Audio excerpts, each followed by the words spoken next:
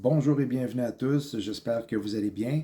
Que Dieu vous bénisse dans le précieux nom de Jésus-Christ. Mon nom est Joël Nadon.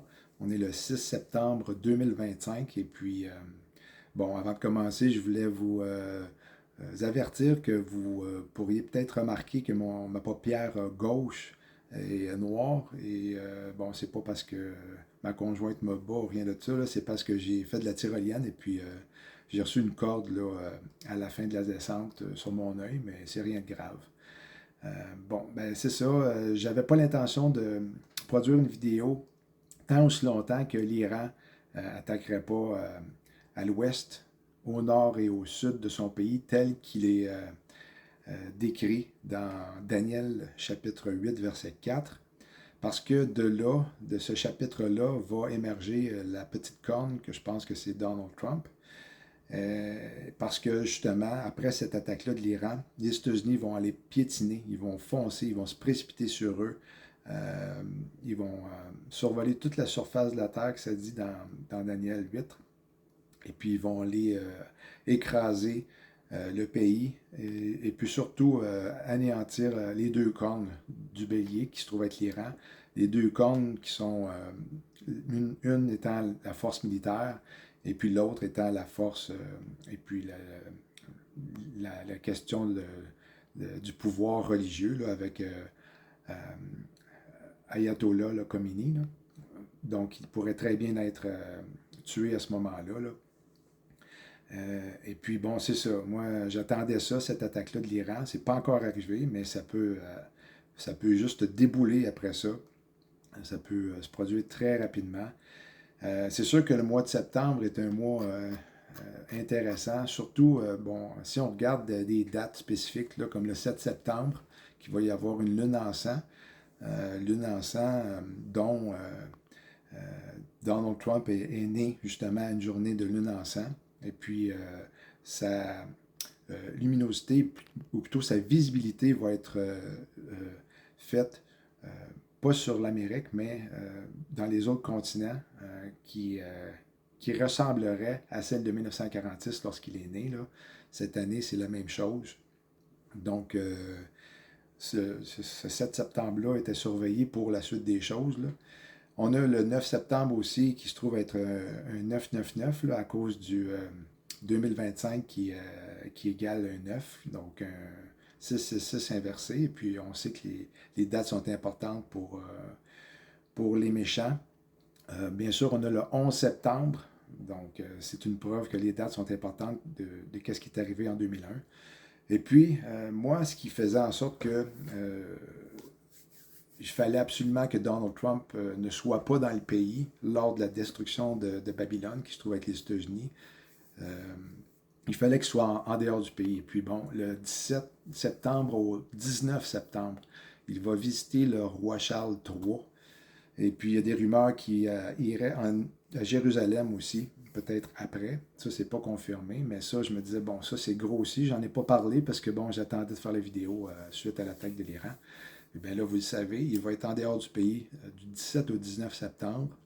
On a ensuite aussi le 21 septembre une éclipse solaire partielle qui va être visible dans l'hémisphère sud. Et puis, bon, comme on sait, la prophétie de Joël, verset 1 à 5 là, du chapitre 3, je vais le lire, là, c'est 5 versets. Après cela, je répandrai mon esprit sur toute chair. Vos fils et vos filles prophétiseront, vos vieillards auront des songes, et vos jeunes gens des visions. Même sur les serviteurs et sur les servantes, dans ces jours-là, je répandrai mon esprit. Je ferai paraître des prodiges dans les cieux et sur la terre, du sang, du feu et des colonnes de fumée. Le soleil se changera en ténèbres et la lune en sang, comme ça va se produire ce mois-ci, avant l'arrivée du jour de l'Éternel, de ce jour grand et terrible. Alors, verset 5, quiconque invoquera le nom de l'Éternel sera sauvé. Donc, on a aussi dans le verset 3 là, des colonnes de fumée qui font référence fort probablement à des explosions nucléaires qui ressemblent à un champignon. Là. Et puis même que dans le mot hébreu, on parle de palmiers pour les colonnes, je crois. Donc, des palmiers qui ont une forme d'explosion nucléaire quand on la regarde, là. Donc, c'est ça. Puis là, ben, la grosse nouvelle, c'est que l'Assemblée générale, puis là, je lis 3 paragraphes de l'article, là. L'Assemblée générale des Nations unies euh, tiendra sa session de septembre à Genève plutôt qu'à New York. Puis c'est ça que je me disais, moi, euh, c'est que je trouvais ça quand même spécial que euh, les dirigeants mondiaux se réunissent là, à cette assemblée-là, alors que si c'était le cas, que les États-Unis d'Amérique seraient détruits, ben, qui y passeraient aussi, là. Parce ils savent très bien, comme je suis convaincu que Donald Trump le sait, que les États-Unis vont être détruits et puis qu'il faut qu'ils sortent de là. Si c'est l'Antéchrist, comme bien entendu, là. Et puis bon, ben là, on a cette nouvelle-là, puis je continue l'article, là. Suite au refus des États-Unis d'accorder des visas d'entrée au président palestinien Mahmoud Abbas et à des dizaines de hauts responsables. La relocalisation marque un défi institutionnel rare pour le pays hôte et reflète la frustration mondiale croissante face à l'obstruction de Washington à la participation palestinienne dans le cadre de la guerre en cours d'Israël contre Gaza. En 1988, l'ONU a déplacé sa session à Genève après que les États-Unis aient refusé un visa à Yasser Arafat, alors chef de l'OLP. La réinstallation actuelle vise également à assurer la pleine participation palestinienne, en particulier dans un segment prévu le 22 septembre consacré aux droits des Palestiniens. Et puis on a bien sûr, je crois que c'est le 22 septembre, oui, qu'il va y avoir la question du vote pour l'État palestinien, pour la question des 2 États, là. Et puis de là, est-ce que l'enlèvement pourrait arriver lorsqu'ils vont dire paix et sécurité?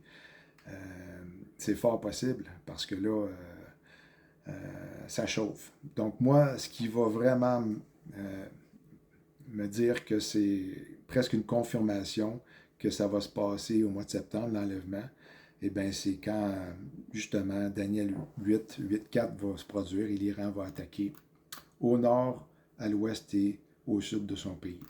On a bien sûr aussi le 22 septembre l'équinoxe d'automne qui pourrait être un rituel satanique présenté à ce moment-là lorsque les États-Unis vont être détruits.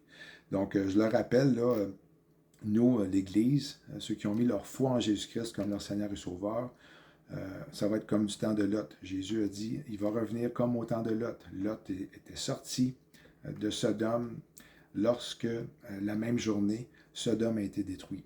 Donc, Lot, qui était juste aux yeux de Dieu, comme nous on l'est face à Dieu, parce que Jésus-Christ est en nous, et puis qui a payé pour tous nos péchés à la croix. Lorsqu'on va sortir, lorsqu'on va être enlevé, qu'on va disparaître de la surface de la terre, il y a des millions de personnes qui vont disparaître de la surface de la terre parce qu'ils ont mis leur foi en Jésus-Christ. La même journée, les États-Unis vont être détruits. Et puis bon, c'est sûr que quand on lit Amos 8, on pourrait aussi nous dire que ça pourrait être ce mois-ci, à cause que justement, Amos a eu une vision. Puis c'est l'Éternel qui lui a montré, puis il lui a dit, regardez ici, là, Amos 8, versets 1 et 3, le Seigneur, l'Éternel, m'envoya cette vision. Voici, c'était une corbeille de fruits. Et puis on a aussi d'autres versions qui disent un panier de fruits d'été, une corbeille remplie de fruits mûrs. Donc, la période de cette corbeille de fruits-là est du mois de août et de septembre. Verset 3. En ce jour-là, les chants du palais seront des gémissements, dit le Seigneur, l'Éternel. On jettera partout en silence une multitude de cadavres. Amos 8, versets 9 et 10. En ce jour-là, qui est les 7 ans de tribulation, dit le Seigneur, l'Éternel, je ferai coucher le soleil à midi et j'obscurcirai la terre en plein jour. Je changerai vos fêtes en deuil et tous vos chants en lamentation. Et puis c'est sûr que s'il y a une attaque, si les États-Unis sont détruits, c'est sûr que le soleil va se coucher à midi et puis la Terre va être obscurcie en plein jour à cause justement de qu'est-ce que ça va produire dans les airs. Et puis c'est ça. Donc je voulais vous partager ça. On garde les yeux ouverts, les oreilles ouvertes également à ce que le Seigneur nous dit dans notre esprit. Mais je trouve ça vraiment intéressant là, que les leaders mondiaux vont se réunir à Genève, en Suisse, au lieu des États-Unis cette année. Et puis, c'est ça, on va voir ce qui va se passer dans les prochains jours. Mais c'est sûr qu'avec la lune en sang du 7 septembre, et puis le 7, comme j'en ai parlé dans la dernière vidéo, l'enfant de lune là, qui est associé à Donald Trump, là, le 7, oui, c'est un chiffre associé à Dieu, mais le monde occulte s'en serve également. Et puis le 7 est associé à Donald Trump. Donc 7 septembre pour la lune en sang, euh, c'est ça. Alors, donnez-moi vos impressions. Si vous avez d'autres commentaires à faire, j'apprécie vos commentaires, tant aussi longtemps qu'ils sont respectueux. Donc, sur ça, je vous souhaite une bonne fin de semaine et puis que Dieu vous garde. Soyez en paix. On part bientôt. Je le crois sincèrement. Shalom.